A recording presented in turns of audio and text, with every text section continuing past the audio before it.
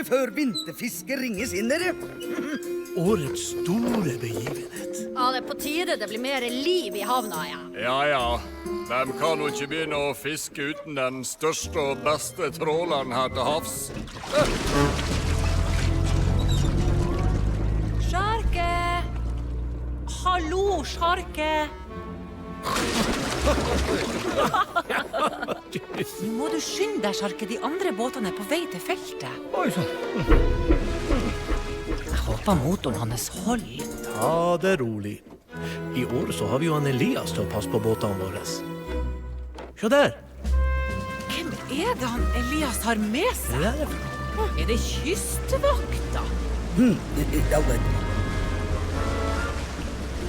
Her Lunvik, havna mi.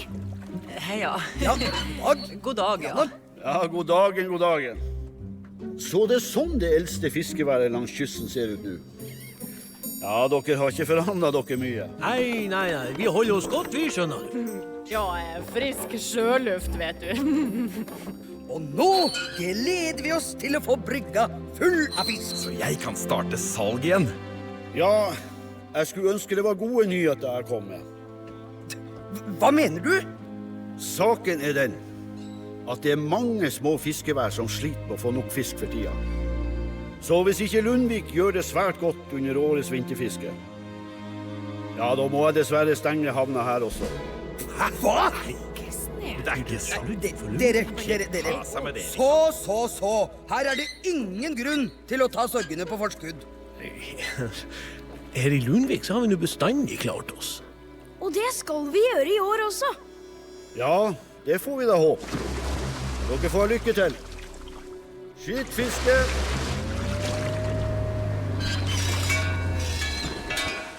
Nå må du sørge for at alt går riktig for seg. Ikke sant, Elias? Stol på meg. Så ikke heng med møtet. Snart kommer båtene med lassevis av fisk. Bare vent.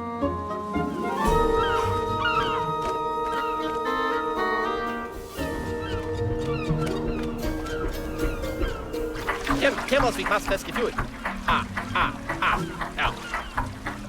Nå, kjære søster, nå skal vi tjene mucho mer enn på sist vinterfiske. Ok. Ja, hva det nå da? Ja, se da, jeg ser det kommer båter langveis fra I år også. Er han der gammel nok til å fiske da? Han ser ut som en snørrvase. Se, pappa, der han. Ja, junior. Der han Elias. Ja, følg med da.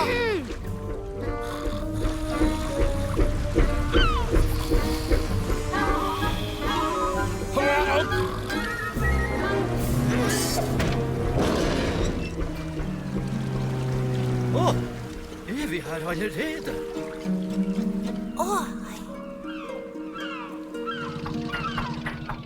Kjære alle fiskebåter. Velkommen til årets vinterfiske. Vi ikke så mange her I år, men det nå vi må vise hva vi gode for. Det nå vi må sørge for at Lunvik får nok fisk, så vi klarer å holde havna vår I live. Det skal I hvert fall slå han Pedro Gonzales sin juksatrål I år. Da årets vinterfiske åpnet! Ok, skyt fiske. Ja, det skal I hvert fall dere. Hvorfor spytter han? Han Arthur, han spytter jo fordi jo fiskelykke.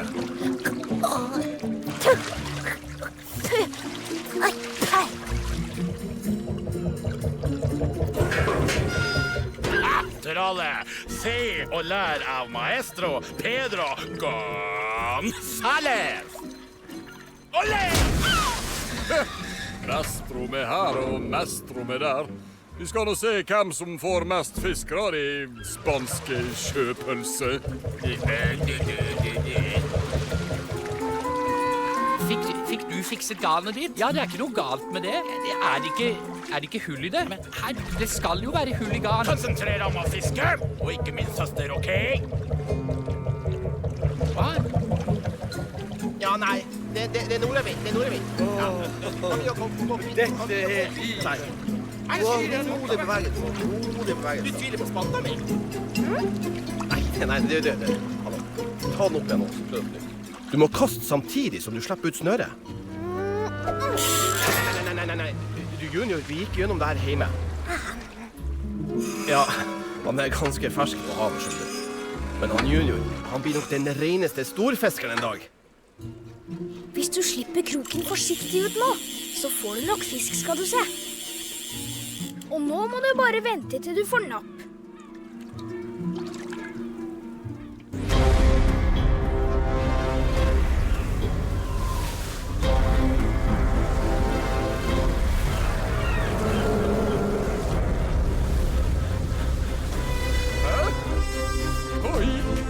Hva er dette her for noe? Komme hit og stjele fisken til han tråler på denne måten. Hjelp! Napp, Elias! Jeg har fått napp!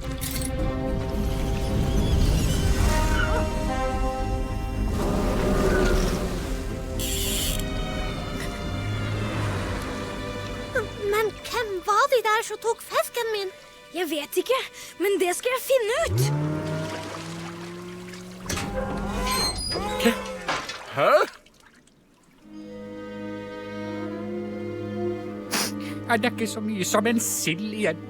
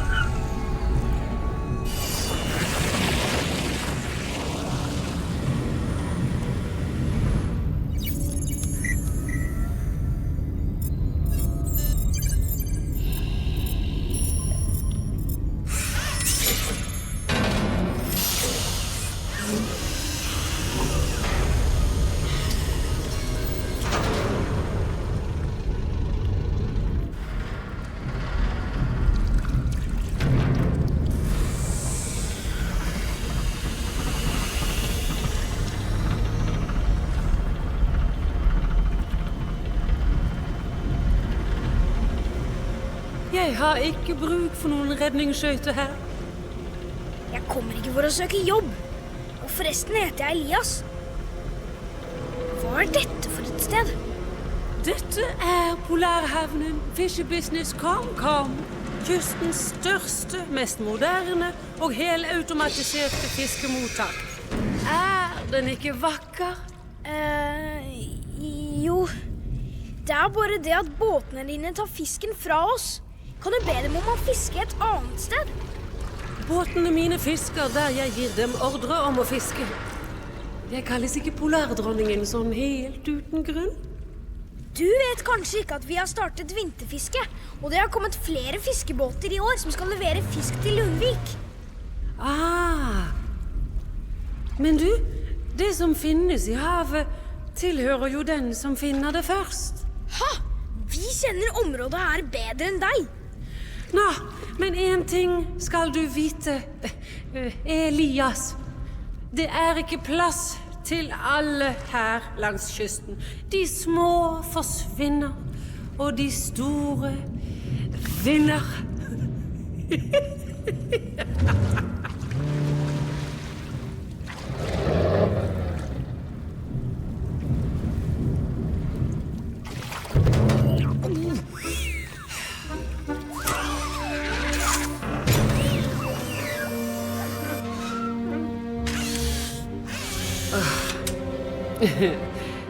Syns du det der ligner på en gullskatt? Nei, kanskje ikke. Forandringer i planene, mini-ubåt 043. Følg etter Elias, den lille redningsskøyten fra Lunvik. Han som kjenner området her så godt, vet kanskje noe om hvor Ramsalt ligger. Men du, lyv og si at du forsker på gamle skipsvrak, og nevn ikke ett ord om den skatten.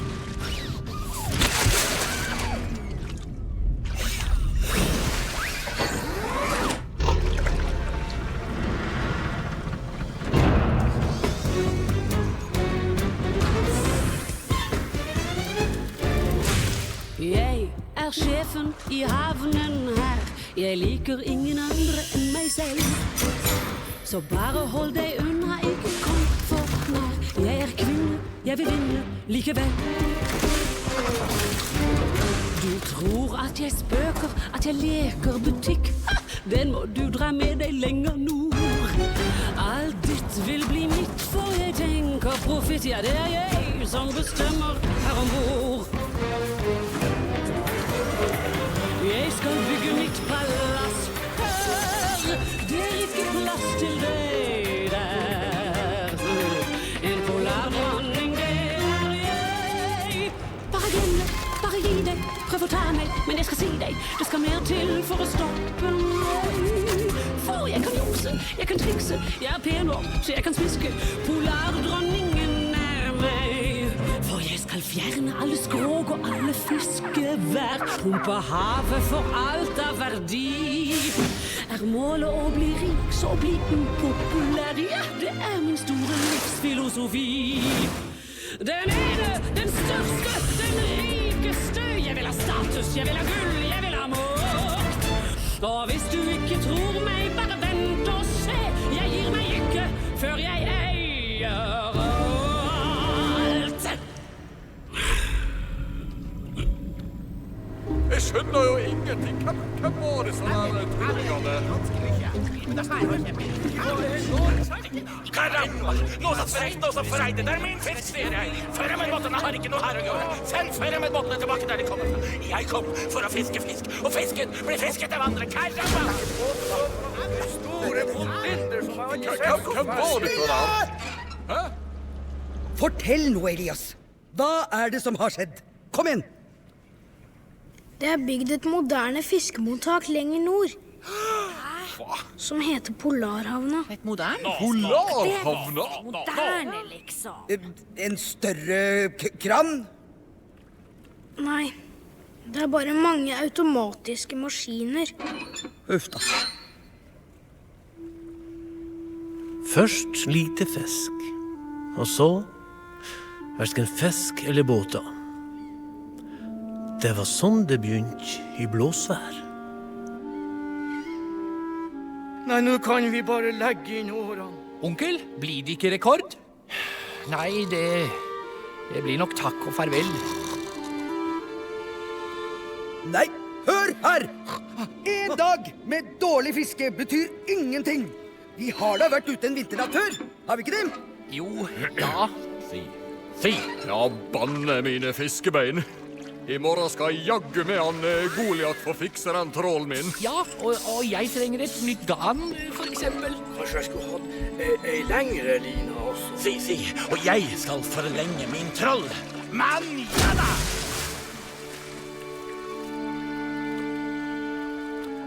Ja, vi fortsetter akkurat som før. Så nå må du, Elias, levere forsyninger til Store Blink. Han har ventet i hele dag.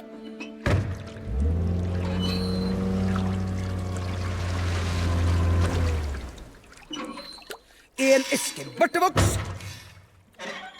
Et fat førsteklasses diesel.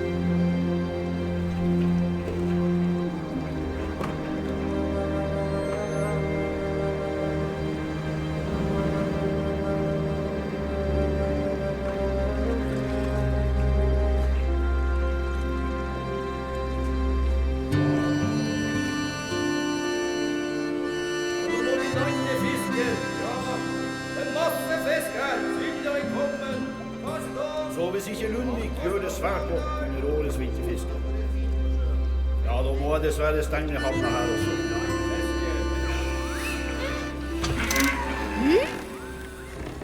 Hei, er det noen der?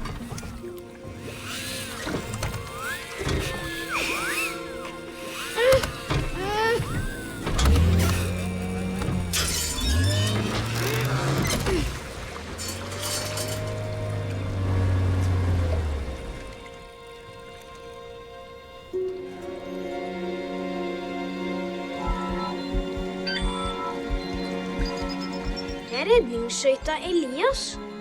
Hvem er du? Jeg er en miniubåt. Hva er dette for et sted? Det er Blåsvær. Et nedlagt fiskevær. Før kom det mange båter hit med masse fisk. Sjøbodene stod sikkert og sang på kaia og... Hva er et fiskevær? Hæ? Vet du ikke det? Nei, jeg er for det meste nede på havbunnen, jeg. Et fiskevær er et sted som lever av fisk. Det vil si at båtene kommer med fisken til havna, og der veier, sorterer og selger de den. Akkurat sånn som det er i Lunvik. Ja. Det var sånn et fiskemottak så ut før i tiden. Hva gjør du her i Blåsvær egentlig? Jo, jeg forsker på gamle skipsvrak i området her. Skipsvrak? Ja, men jeg er ikke så kjent her. Du som er redningsskøyte, har kanskje sett det? Nei, men jeg holder meg for det meste over vann, jeg da. Filmer du skipsvrakene med det kameraet du har der? Ser du mye spennende nede på havbunnen? Jeg forsker på gamle skipsvrak, og mener ingenting om den skatten. Nei, skatten? Jeg sa ikke skatt, jeg sa skvatt. Altså, jeg skvatt av denne her. Som jeg skvatt. Vet du hva? Lunvik hadde faktisk hatt bruk for en ekte skatt nå. Du har ikke sett en skatt der nede, da? Nei, og nå må jeg dra. Jeg må forske litt videre. Du, jeg kjenner en som kanskje vet noe om skipsvrak. Jeg kan spørre ham, hvis du vil. Ja takk. Tikk-takk. Tusen takk. Møt meg ved Storodden i morgen, da. Hva heter du, forresten?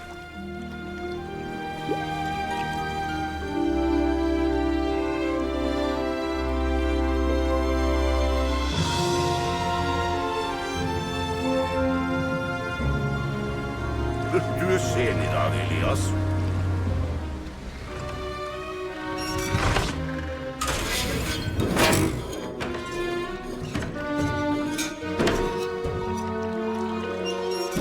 Rolig, Elias. Hva tenker du på? Du, Storeblink. Vet du om noen skipsvrak nede på havbunnen? Jo, jeg vet om flere skipsvrak, dessverre. Hvem vil du høre om? Finnes det noen som har en stor skatt?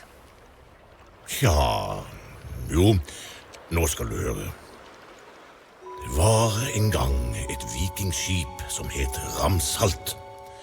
Han endte sine dager i Isfjorden for snart 1000 år siden. Oi! Ramsalt kom seilende mot kysten etter en vikingtokt da han ble overrasket av en storm og kjørte i le ved isbreen innerst i fjorden. Det sies at han hadde en stor gullskatt ombord. Hva? En ekte gullskatt? Er det sant? Ja, men en svær blokk fra isbreen falt over Ramsalt, så både han og skatten sank helt til bunns. Den skatten skal jeg finne! Det er nok ikke så lurt, Elias. Du vet at noen skatter bør ligge i fred på havbunnen. Ikke når noen trenger dem. Men, Takk, Storeblink!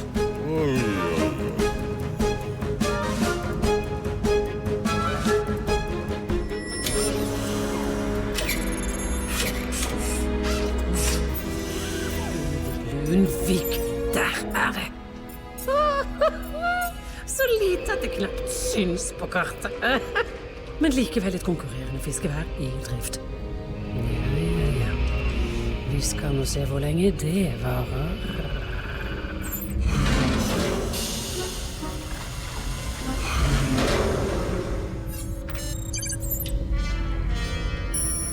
Du vet jeg tar meg best ut fra siden. Unnskyld. Hva sa Elias? Batteriene mine må lades. Hva sa han, sa du? Må lades. Hør her, mini-ubåt 043. Jeg lever i tiden. Jeg forventer effektivitet og stiller høye krav til mine arbeidstakere. Du vet hvordan det går med betingelser som ikke holder mål. Så, hva sa Elias? Elias skulle finne ut hvor det ligger til i morgen. Se der, ja. Du kan jo hvis du vil. Men kvitt deg med Elias, så snart han har fortalt deg hvor Ramsalt ligger. Det gullet er mitt, og bare mitt.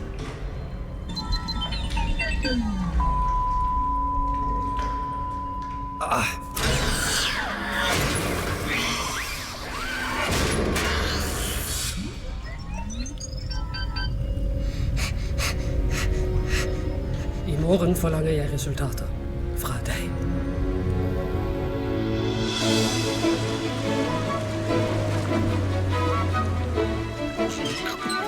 Elias, hvorfor er du så sen? Dere, hør på meg! Jeg vet om en gullskatt! Nei, er det sant? Jo, altså, hvis jeg får tak i den, får vi råd til å pusse opp hele havna her. Vi kan bli moderne, vi også. Altså, nei, hva er dette for noe tull? Og du, Elias, kan jo ikke akkurat lete etter noe nede på havbunnen heller. Jo, det kan jeg. Fordi jeg vet om en miniubåt som jobber under vann. En miniubåt? Det er sikkert bare en usynlig båt. En fantasivenn. Nei, hun finnes på ordentlig. Så lenge polarbåten er på feltet, vil ikke båtene våre få noen fisk i det hele tatt. Brygga her faller jo snart sammen. Hva er det du snakker om? Hvis ikke jeg finner den skatten, blir Lunvik nedlagt. Her er det ingen som kommer til å bli nedlagt, så lenge alle sammen gjør jobben sin. Og det innebærer at du, Elias, passer på fiskebåtene våre på feltet i morgen. Og ikke noe annet tull! Dere skjønner jo ingenting. Så, god natt!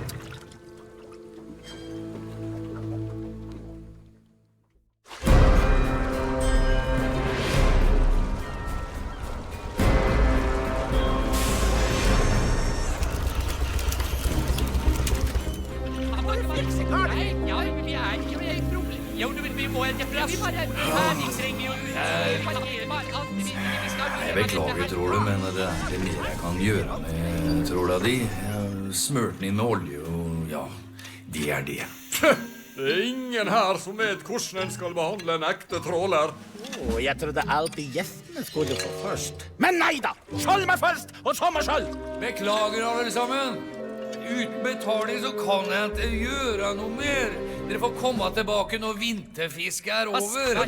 Ja, men vi kan jo ikke vente så lenge. Det er lenge til. Vi har bestandig fått kriga før. Ja, men herregud, da kan du ikke fikse garnet mitt en gang. Ja, men kan jeg ikke kvite en krok, da? Eller en troll på se! Bortenline, for eksempel. Ja, men hør etter da. Hva med autoline? Dette er klisjé. Nei, det er bare jobb. Det er bare å pensjonere seg. Jeg kan hjelpe dere. Jeg vet nemlig om en skatt. Hør på løsninga til redningsskøyta vår, dere. Han vet om en skatt.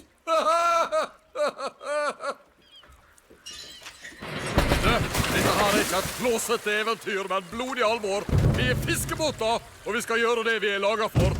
Nemlig å fiske. Der har du poenget. Bare havgodene kan hjelpe oss nå. Du kan ikke gjøre noe. Jeg skal gi deg et godt råd. Kom deg ned på vannet.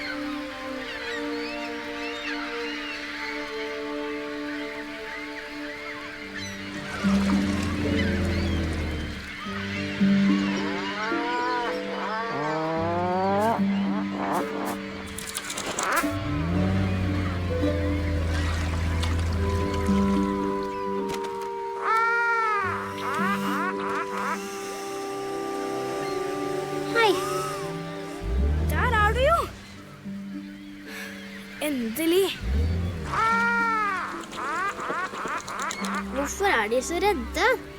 De har nok ikke sett en mini-ubåt før. Du, hei. Vær forsiktig da. Jeg ville jo bare hilse på dem. Du, jeg fikk vite om et skipsvrak i går. Gjorde du? Ja, og der skal det være en stor gullskatt. Yes! Jeg mener, yes, så spennende da. Men du, jeg har det veldig travelt i dag, så kanskje du bare kan si hvor det skipsvraket er, og så ses vi kanskje en annen gang. Hæ? Jeg trenger jo den skatten. Det er det eneste som kan redde Lunvik fra å bli som blåsvær. Ja, nettopp. Jeg mener, hva mener du? Vinterfiske går skikkelig dårlig i år, fordi noen andre båter tar all fisken. De skjønner ikke Lunvik. Men vi kommer til å miste hjemmet vårt. Kan du ikke bare finne deg et annet hjem da? Nei, jeg vil ikke bo noe annet sted. Jeg tenkte at du kanskje kunne hjelpe meg med å finne skatten. Jeg er ikke så god på å dykke under vann, jeg. Det er jeg god på. Ikke sant? Vil du hjelpe meg? Ja, ok. Tusen takk. Hva heter du forresten?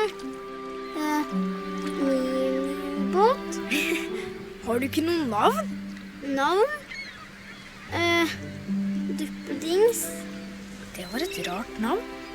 Kan jeg bare kalle deg for Duppe? Det kan du godt. Kom, Duppe, så drar vi på skattejakt.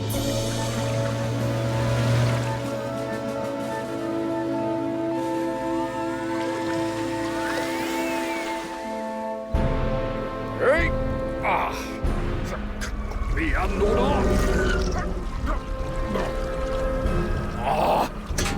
Vinsler er dere. Rustad riv. Hei, troll! Har partysesongen startet allerede, eller? Kom du ikke her og forstyrrer trålet midt i arbeidstida, i badeand? Her har jeg ligget i gørrkjedelig dvale halve vinteren. Og så er det for mye forlangt med et lite velkomstparty, hva? Her er ikke det noe som helst å feire.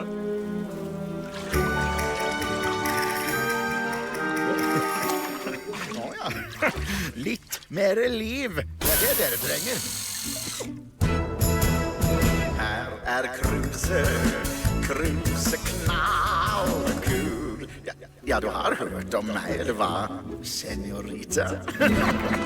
Hun snakker ikke med fremmede, og hun heter ikke senorita. Hun heter Chiquita Bella Valentina Maria Magdalena Gomez González. Seriøst? Vi prøver å arbeide. Du, ikke fiskebåt. Du, ikke hore hjemme her. Se på den, du.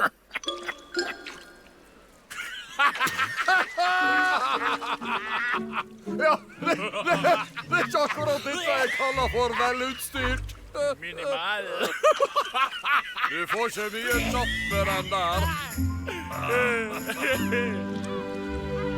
Jeg har fått nopp! Yes! Nopp! Ja, bra. Nå begynner det virkelig. Det her er bra.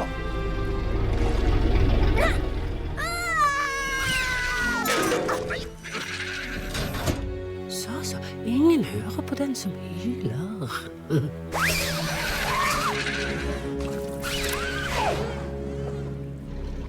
Hei, garnnester. Er dere ikke flere? Hva skal vi si? Hvem er det der? Ja, dere har sikkert hørt om meg. Jeg er Polardronningen fra Polarhavnen i nord. Så det er du som eier de der robottrålerne som stikker av med fangsten vår? Ja, jeg vet. Det går mange rykter om meg. Det er ikke så lett å komme til et nytt sted Men jeg vil jo bare det beste for kysten vår. Det eneste jeg ønsker å hjelpe mine kjære naboer i Lunvik. For en ting har jeg skjønt, og det at man kommer ikke langt her i livet uten førsteklasses utstyr.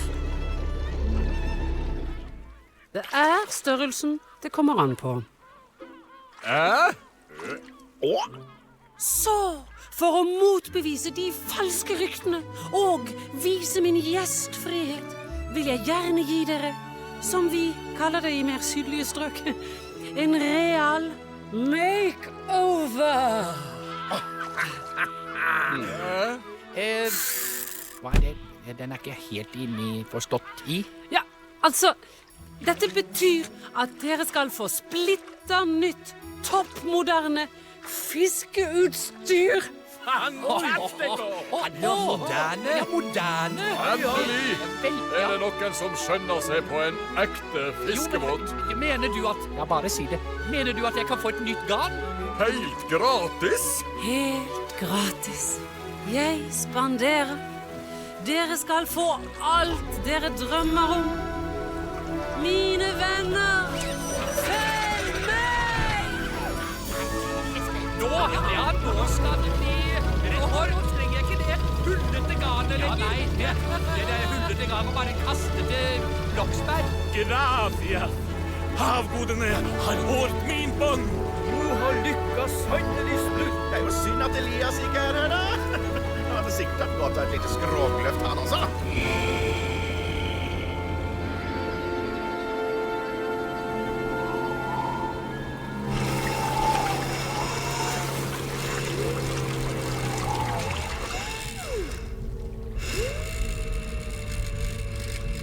Der borte Polarhavna, Duppe. Og der bor Polardronninga. Det båtene hennes som ødelegger for oss i Lunvik. Jeg skjønner ikke at noen orker å jobbe der, jeg. Se på den havna, da. Det jo en fabrikk. Bare en stor, diger maskin. Du, Elias...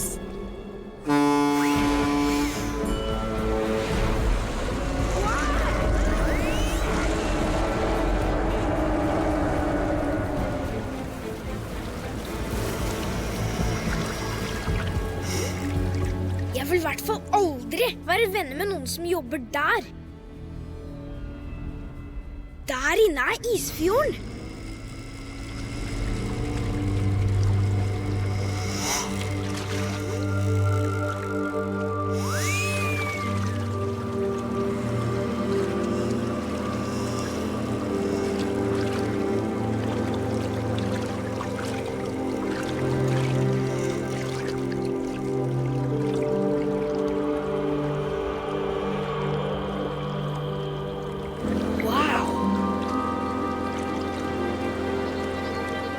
Helt der inne, ved isbreen der, skal Ramsalt ligge.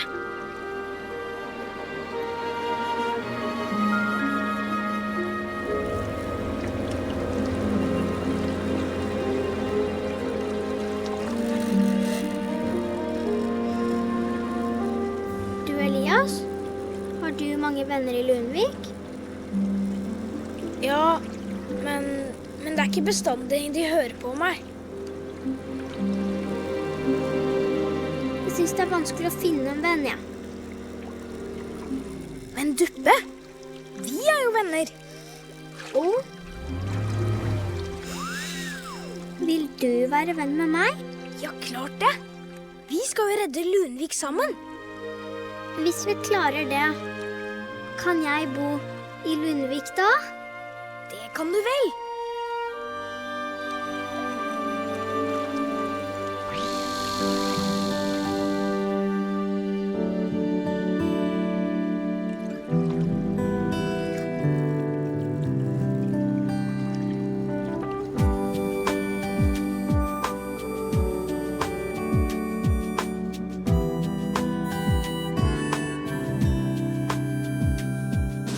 Du dukket opp fra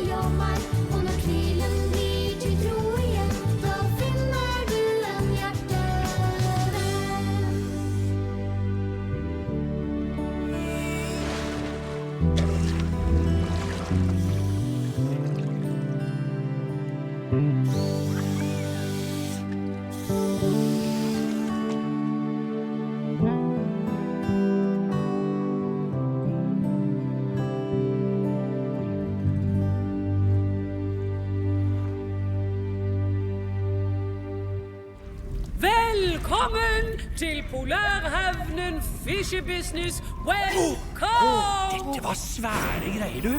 Dette var, det ser Sjekk det der frontlysa der, da. Biter hun, tror du? Sikkert mer enn hva fisken gjør, i hvert fall. Ja.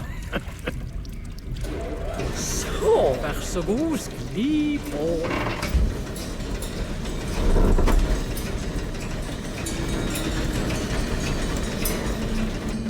Tempo, tempo, tempo! Ja.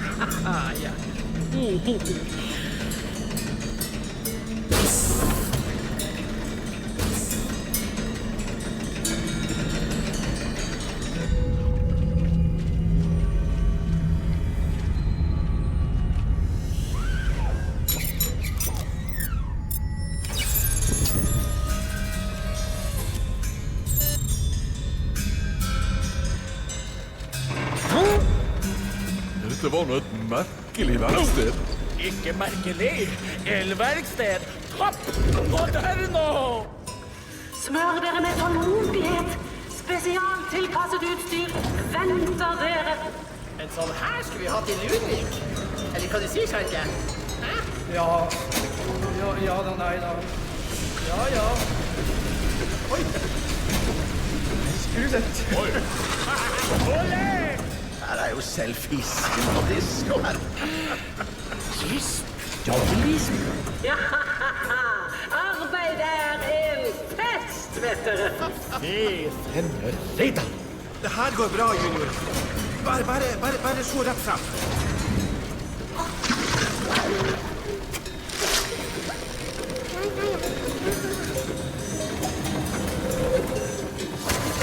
La.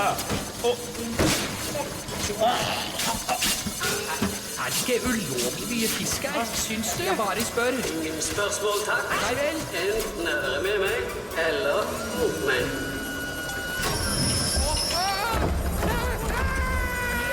Meg deg. Hallo, hører du med deg?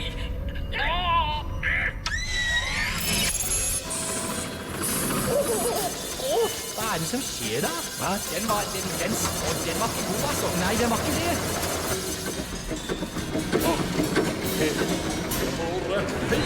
Hva er dette her for noe? Må vi kjøre så høyt opp, da? Hæ? Dette lukter fisk.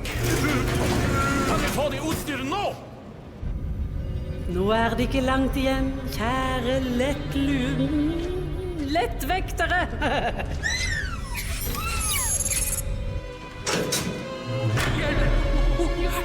Jeg tør ikke se det. Nei, men så se opp, da. Se opp. Du har lovet oss nytt fiskeutstyr! Ja, kom med det da, og slipp oss ned herfra, så vi får begynne å arbeide. Estas loco! Så. Dere skal ikke få, men dere skal bli nytt fiskeutstyr på den fabrikken som er billigst og best i test. Best i test? Hva? Nemlig i Kina! Kina? God tur.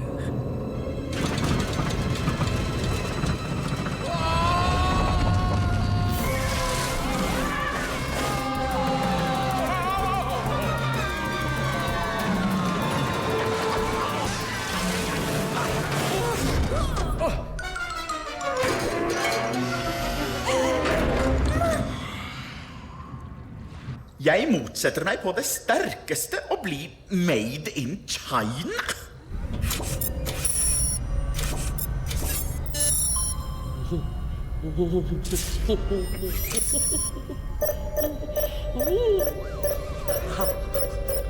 Game over, Lunvik. Game over.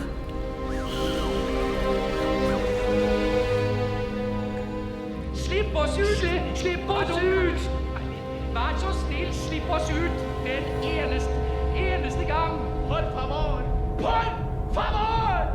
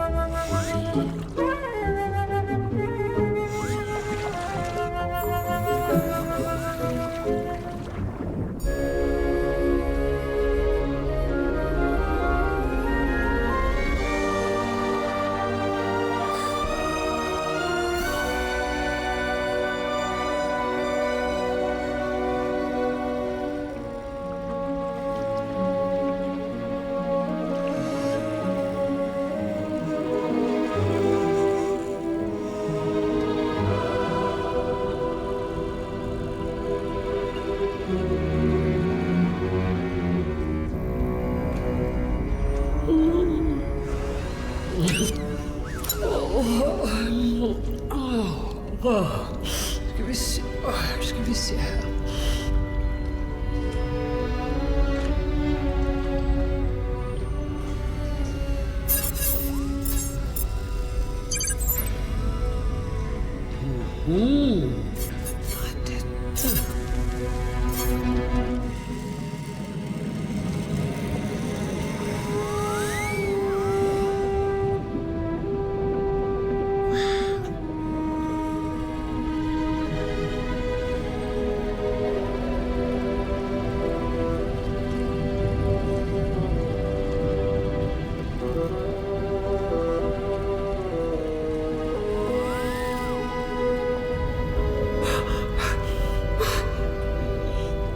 Ramsalt. Endelig. Gullet mitt.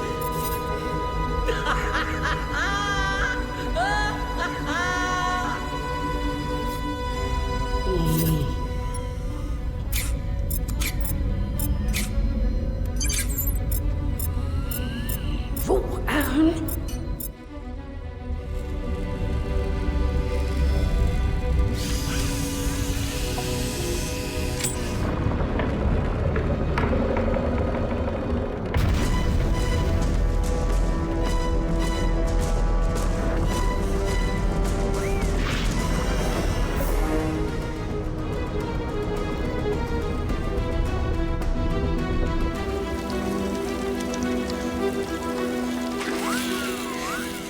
Elias!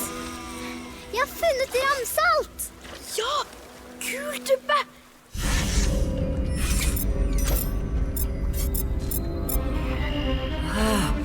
Isfjorden. Jeg visste at det området var en gullgruve.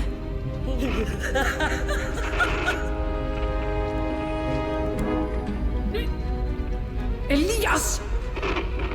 Hva i alle svarte hav er det du har gjort, din ubrukelige duppedings? Du skulle jo holde den redningsbaljen langt unna gullet mitt. Mitt gull!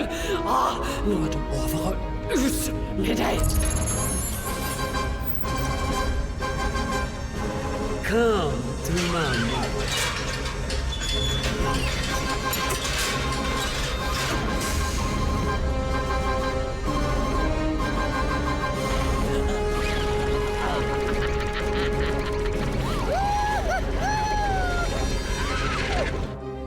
Så du skatten, eller? Ja, det er flere 1000 gullmynter der nede. Men skroget ligger utenfor en dyp sprekk.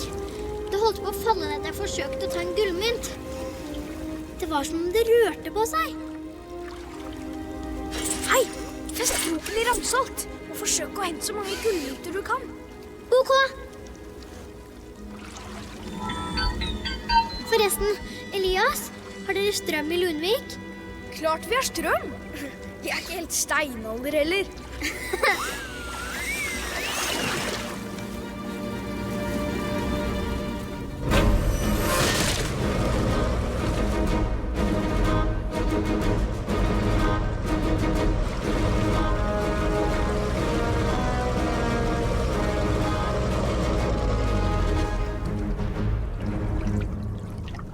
Mange tusen takk for hjelpen, Elias.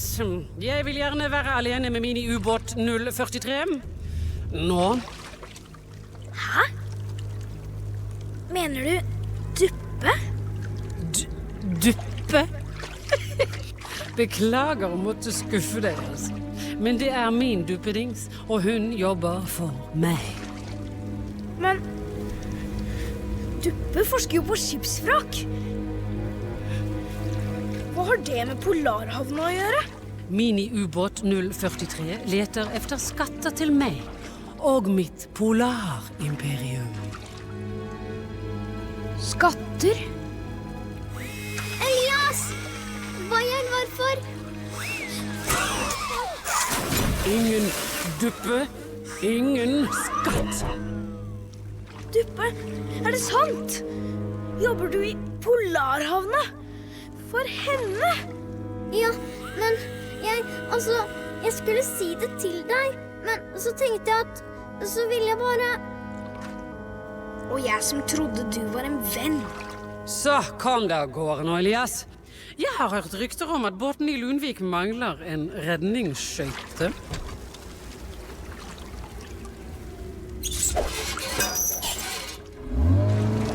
Ikke dra! Finn den skatten til meg.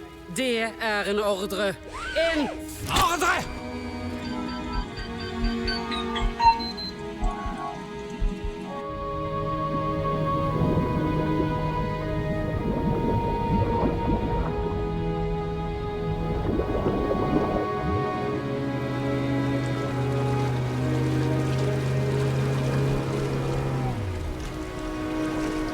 Elias, kommer du alene? Hvor har du vært i natt, og hvor er alle fiskebåtene? Vi har ikke sett dem siden i går morges. Jeg vet ikke hvor de er. Elias, hva er det du sier for noe? Hæ? Nei, det mener du ikke. Men jeg tror jeg dør. Vet du ikke hvor båtene våre er? Nei, for jeg har vært i Isfjorden og lett etter den skatten. Men Elias, har du vært ute og lett etter en skatt i stedet for å passe på båtene våre? Jeg ville bare hjelpe Lunvik. Hva skal jeg gjøre? Det er ikke noe du kan gjøre nå, Elias. Uten fiskebåter så er ikke dette lenger et levende fiskevær.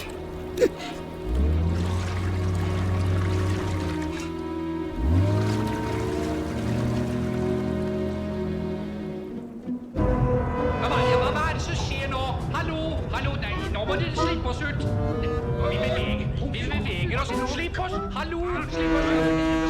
Ja, vi mener det.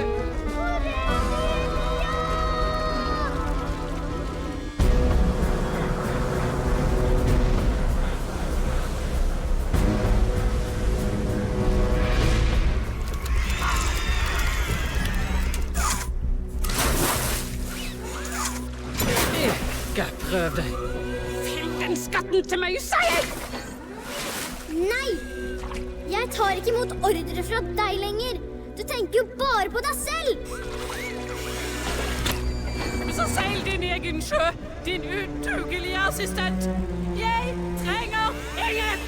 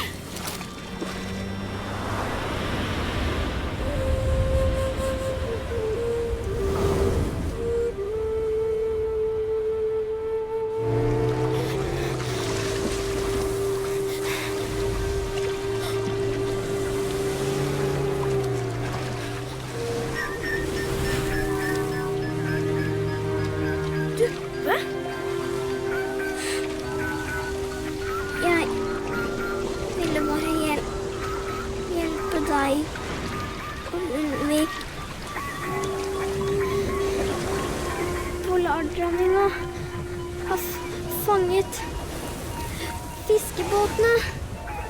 Du må... Hva sier du? Du må redde dem, Elias.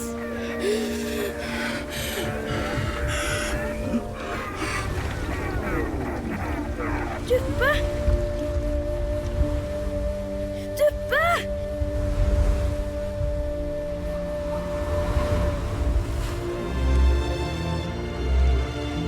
Goliat! Jeg har en miniubåt her som trenger hjelp!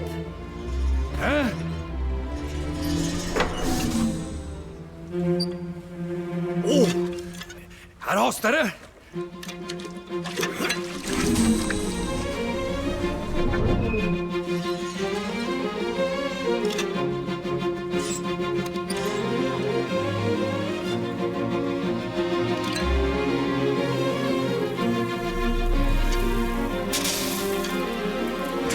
Trekk tilbake!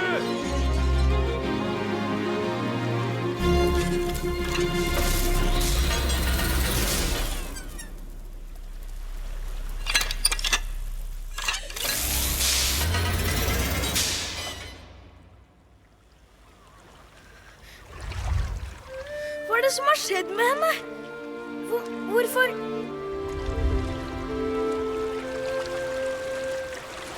Jeg lei meg, Elias. Det var vel ikke mer å gjøre.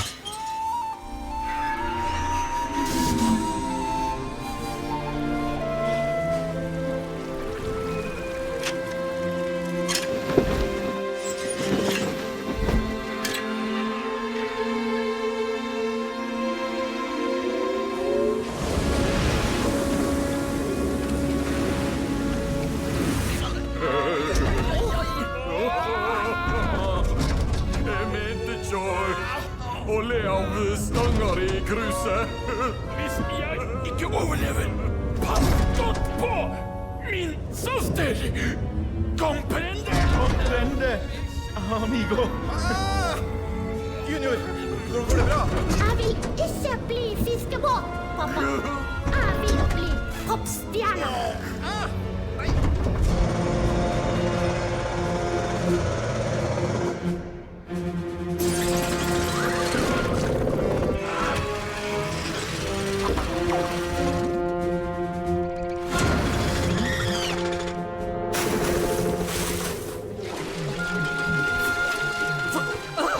Hvor er gullet mitt?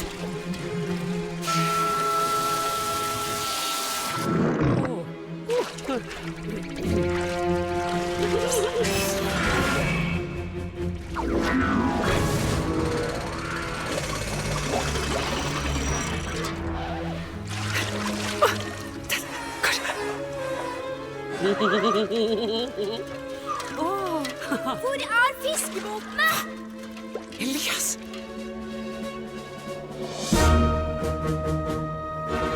Ta deg vekk! Dette er min skatt! Bare min! Jeg bryr meg ikke om den skatten lenger. Hvor er fiskebåtene? Er de i Polarhavna? De lettlurte trådsnellene dine er borte for alltid. Hva har du gjort med dem? Ta deg vekk fra skatten min, sier jeg. Den skatten vil ikke hjelpe deg. Når kystvakten får vite at du har fanget fiskebåtene. Kystvakten? Det er jo ikke så sikkert at kystvakten får høre noen ting!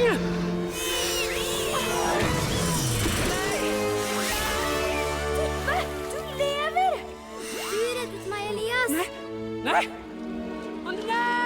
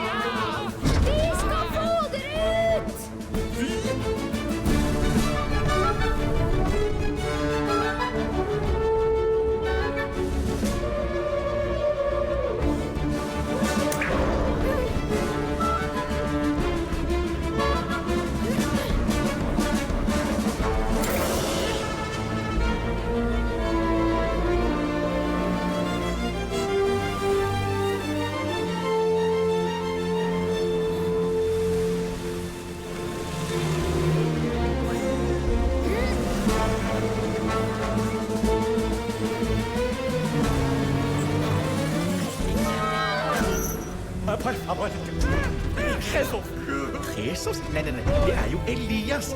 Elias. Det kommer til å gå bra, pappa. Ja.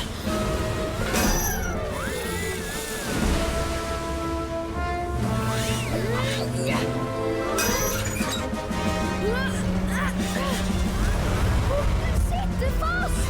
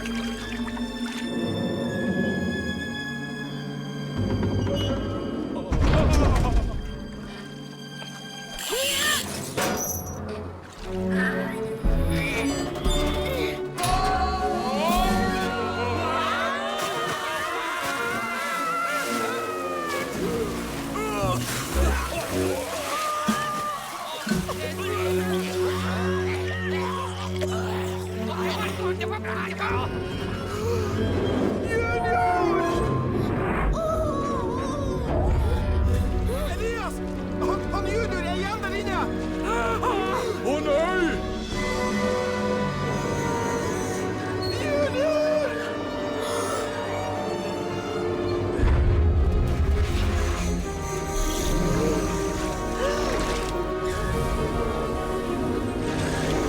Duppe! Skynd deg!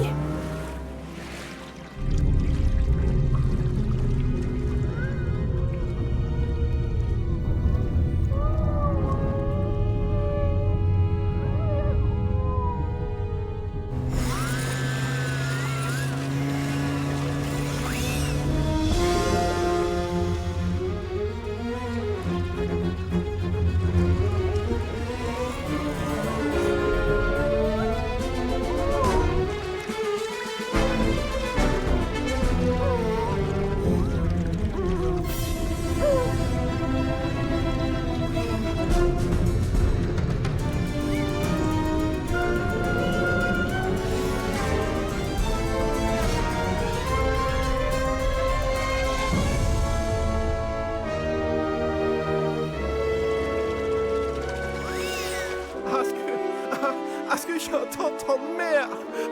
Jeg skulle ha ventet et år til. Jeg ser noe. Ja, det er Ullevall. Ja, se der, Ullevall. Skår på det skymtet. Det kommer opp.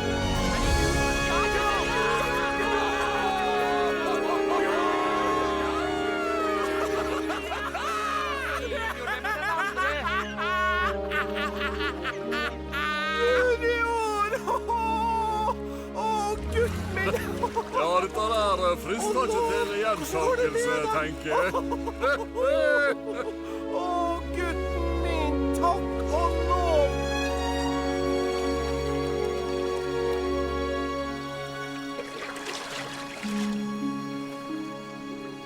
Hvem er den nye vennen din, Elias? Hun heter Duppe. Og hun skal bo sammen med oss i Lunvik. Ja! Et hvert seriøst fiskevær har jo minibåt. Kanskje på tide at Lunvik også fikk det. Hæ? Ja, det kan vi nok trenge i Lunvik, ja. Ja, hurra for Elias og Duppe! Elias og Snubbeduppe!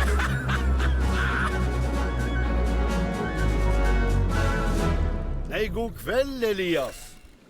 Takk for at du hindret denne isdronninga her i å ødelegge hele kysten vår. Nå trenger du ikke å bekymre deg for Lunvik lenger. Nei, for den passer du på, Elias.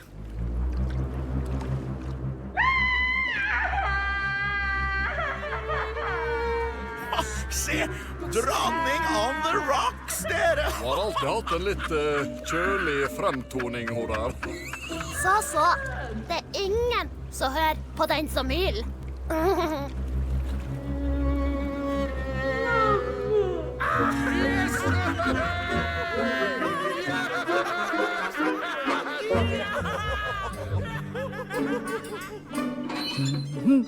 Her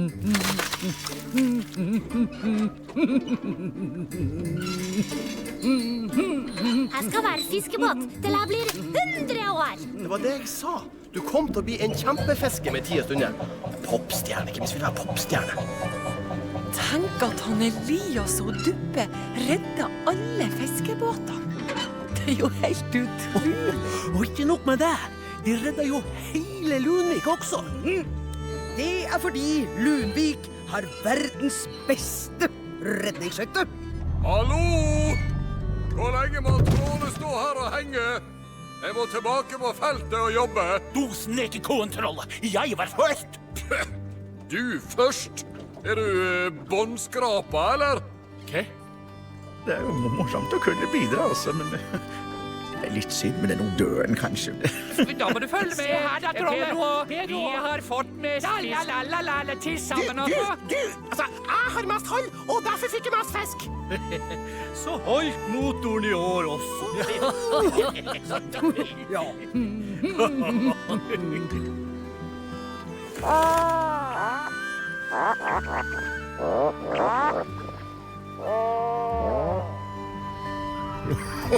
Jaså, Elias og Duppe. Så dere to fant skatten til Ramsalt i Isfjorden? Ja, men vi lot skatten ligge i fred på havbunnen. Slik som du sa, Store Blink. For det er jo fisken som er... Havets gull!